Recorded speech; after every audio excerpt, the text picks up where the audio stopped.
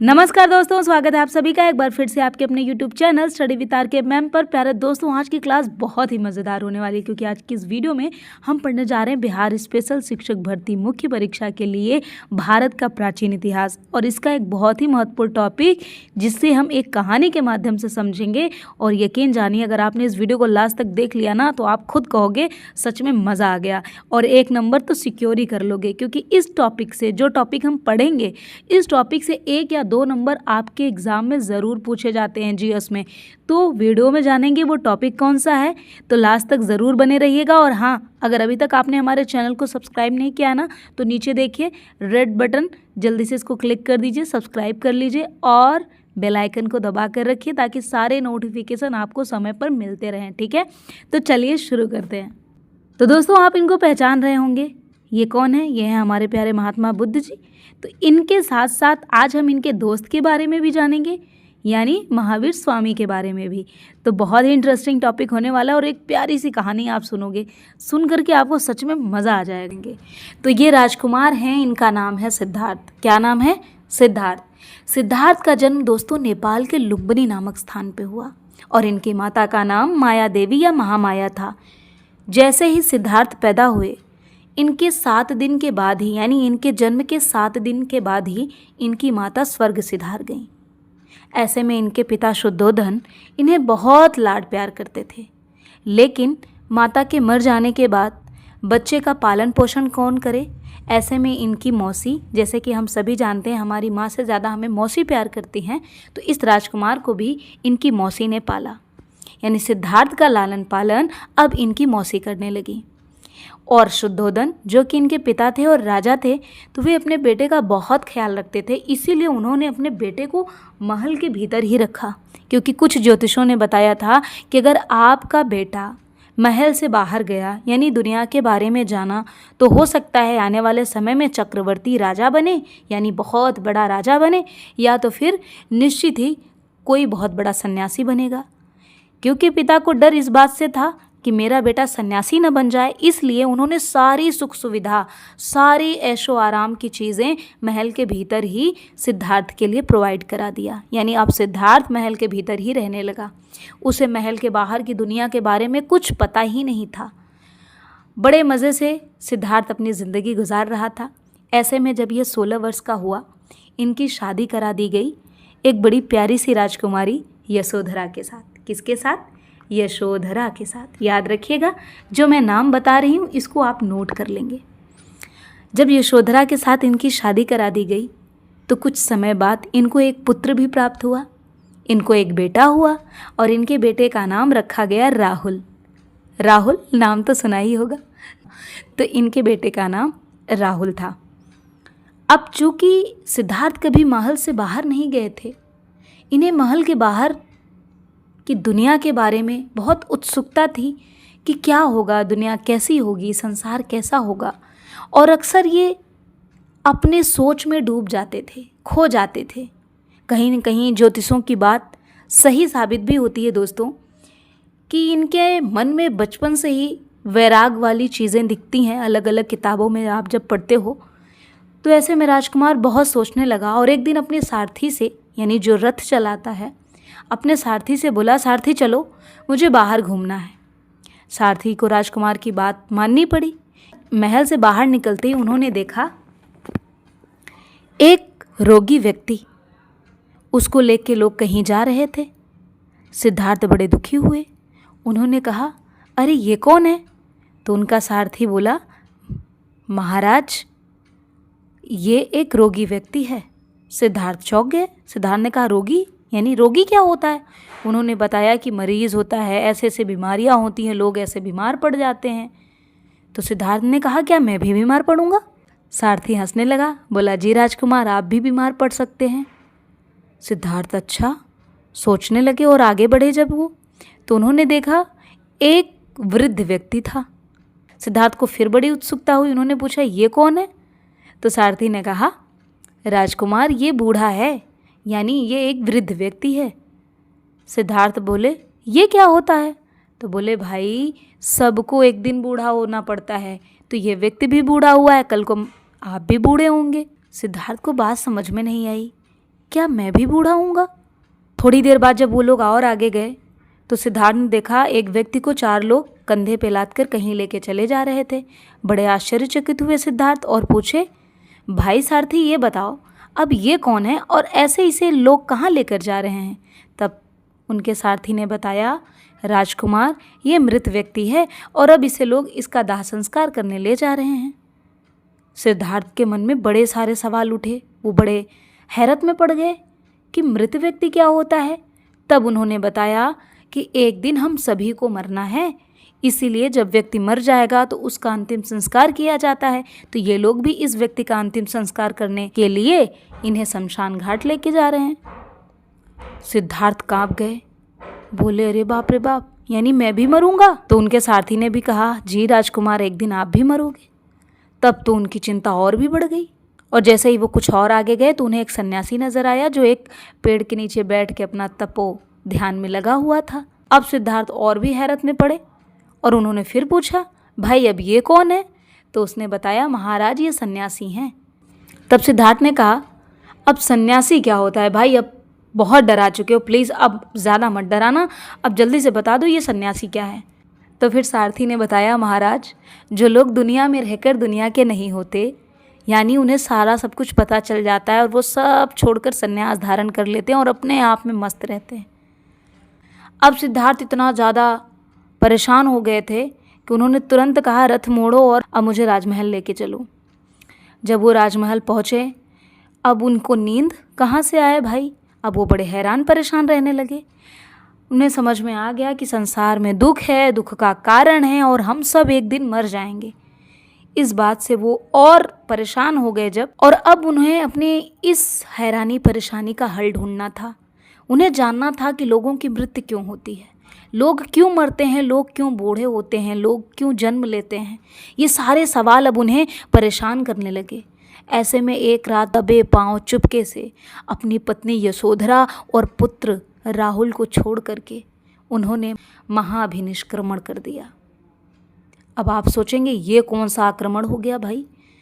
कोई आक्रमण नहीं हुआ दोस्तों। महाभिनिष्क्रमण का मतलब ही है उन्होंने गृह त्याग दिया, यानी घर छोड़कर चले गए। घर छोड़कर कहाँ गए होंगे? वहीं मर्यादा पुरुषोत्तम श्री राम की तरफ वन वन भटके होंगे। ये भी वन वन भटके, इन्होंने भी तपस्याएं की और अंततः ये भी बिहार पहुंच गए, बिहार के वैशाली ज़िले में। जैसे कि अब आप शिक्षक बनने जा रहे हो बिहार, तो ये भी बिहार से ही अपना शिक्षा प्राप्त किए।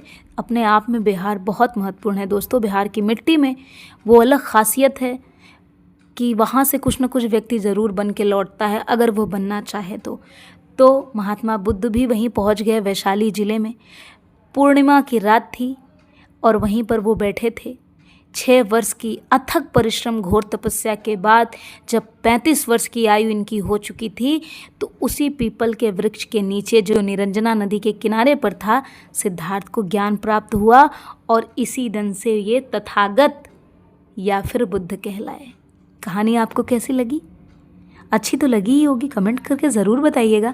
अब कहानी तो सुन ली, तो आपको कितने सारे प्रश्न मिले? सारे प्रश्न यहीं से मिलेंगे। कैसे, आइए एक एक करके समझते हैं। सबसे पहले आपने क्या देखा?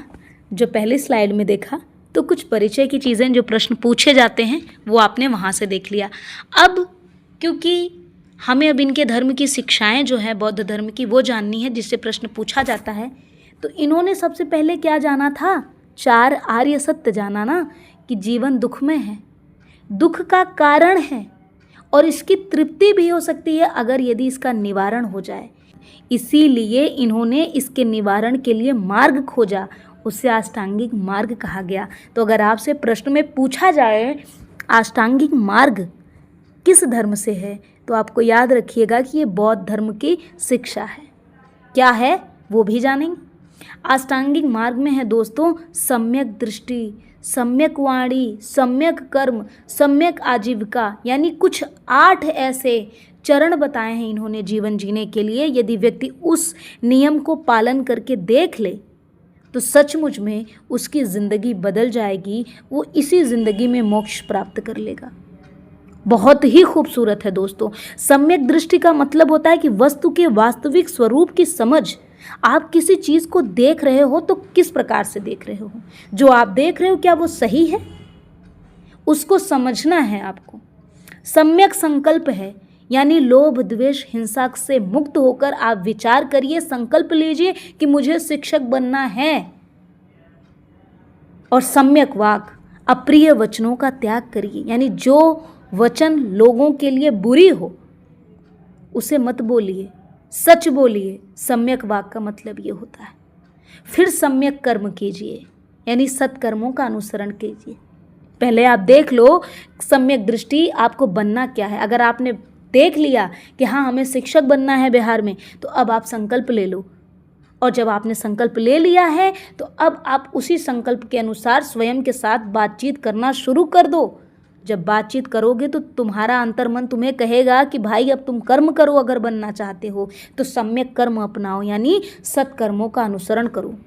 और अब जब सम्यक कर्म करने लगोगे तो सम्यक आजीव, यानी सदाचार युक्त आजीविका। जब आप कर्म करोगे तभी तो आपको जॉब मिलेगी। आप शिक्षक बन के एक सार्थक जॉब पा रहे हो तो सदाचार युक्त आजीविका आपकी हो जाएगी, यानी आप हलाल का खाओगे। अब उसके बाद सम्यक व्यायाम होगा। जब आप हलाल का खाओगे, आपकी जॉब लग जाएगी, तो आप व्यायाम भी तो अच्छे से करोगे, यानी अब आपका मन और तन दोनों खुश रहने लगेगा, प्रफुल्ल रहेगा। अब ऐसे में आप सम्यक स्मृति कर सकते हो, सात्विक भाव ला सकते हो मन में, और अंततः सम्यक समाधि, एकाग्र हो जाओगे। अब आपको किसी चीज़ की कोई फिक्र नहीं रहेगी। तो ये था इनका अष्टांगिक मार्ग बुद्ध का। अगर आपने अपना लिया तो सच में आपका भी जीवन, आपकी भी जीवन शैली बदल जाएगी। आप अपना कर देख सकते हो। फिर एक और प्रश्न आपसे पूछा जा सकता है दोस्तों, त्रिरत्न किससे संबंधित है? तो त्रिरत्न याद रखिएगा, बुद्ध, धम्म, संघ। यह भी हमारे बौद्ध धर्म से संबंधित है, त्रिरत्न। ठीक है। मध्यम मार्ग और अहिंसा पर बल। जो अष्टांगिक मार्ग बताया इन्होंने, तो जो इनके अनुयायी थे इन्होंने वो सारे बोलने लगे कि ये तो बड़ा कठिन है, कैसे करेंगे? तो बुद्ध ने कहा भाई इतना हड़बड़ाओ ना, थोड़ा सा लचीलापन ले आओ ना, मध्यम मार्ग अपना लो, जितना हो सके उन चीज़ों को पालो। ज़्यादा एकदम सच नहीं तो कम से कम सच बोलो। अगर ज़्यादा सच नहीं बोल सकते तो कम से कम झूठ बोलो। कहने का मतलब अपने आप को सुधारो। 2 घंटे पढ़ सकते हो 2 घंटे पढ़ो, मत पढ़ो 8 घंटे, मगर 2 घंटे रेगुलर पढ़ो।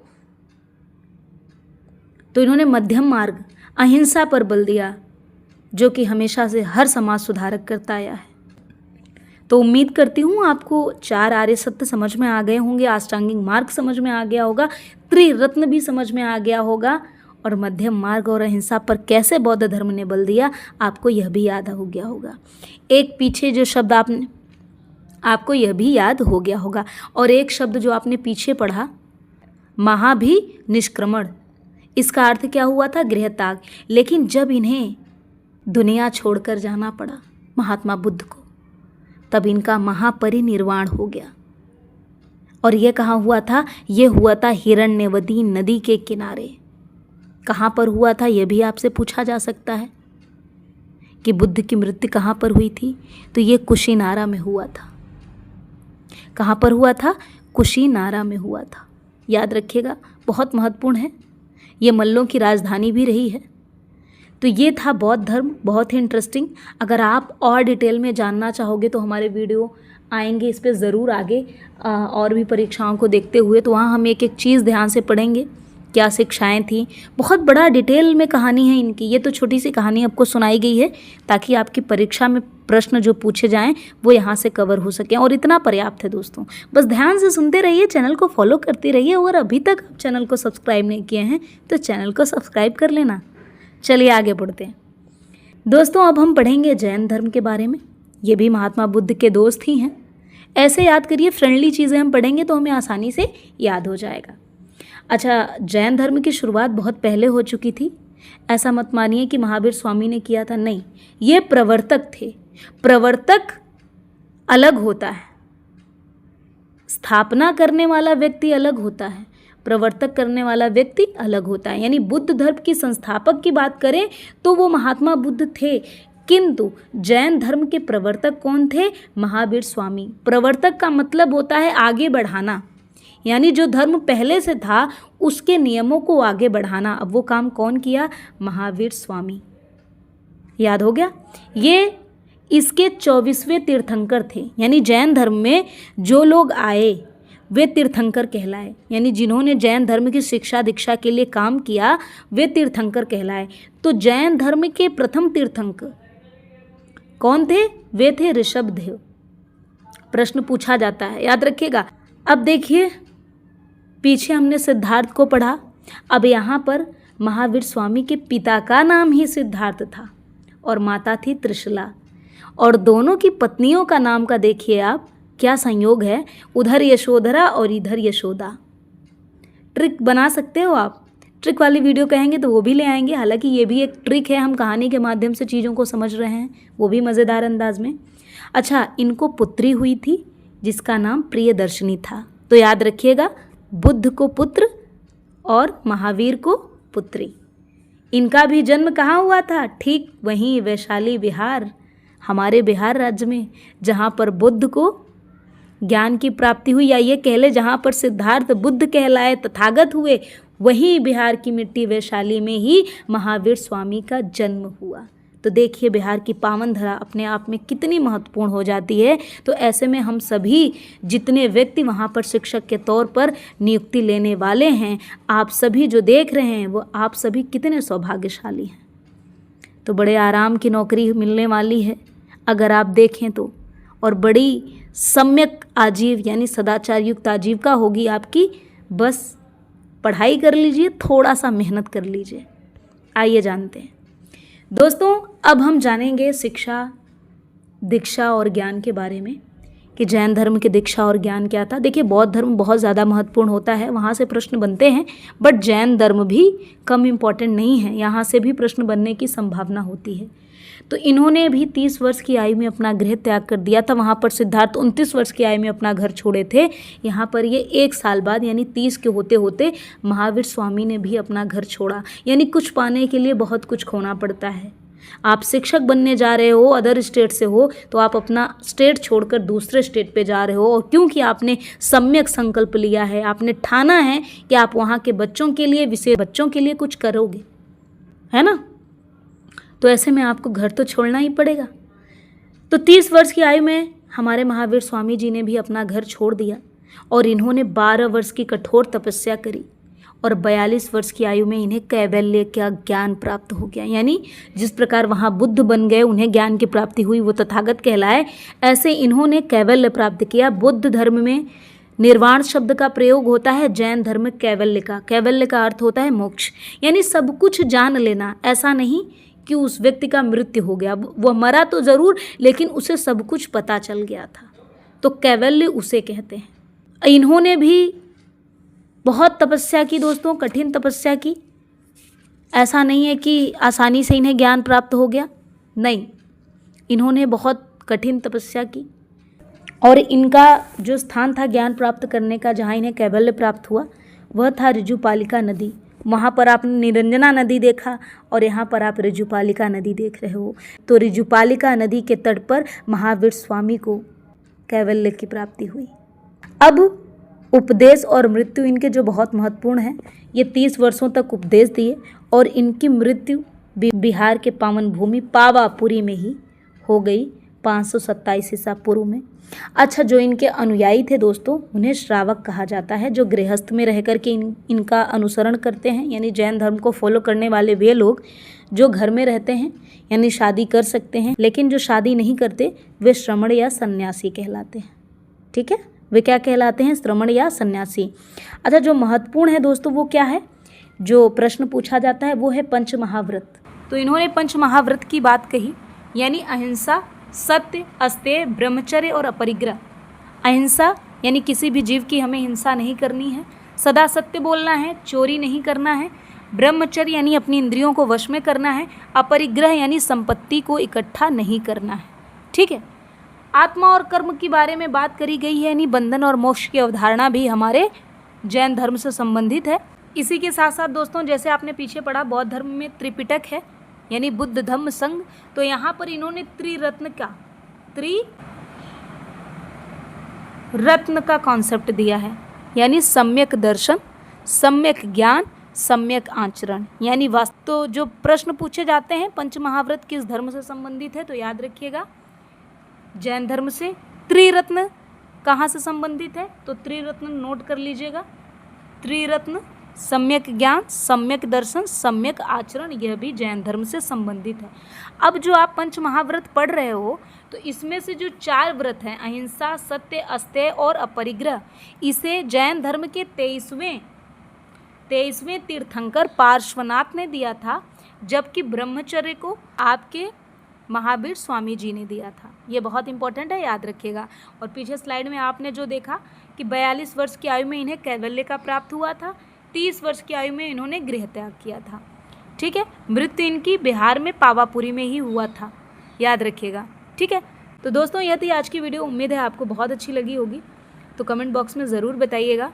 चैनल को लाइक सब्सक्राइब करना मत भूलिएगा, साथ ही साथ इस वीडियो को अपने सभी दोस्तों में शेयर ज़रूर करिएगा। तो मिलते हैं अगले वीडियो में, तब तक के लिए धन्यवाद। जय हिंद।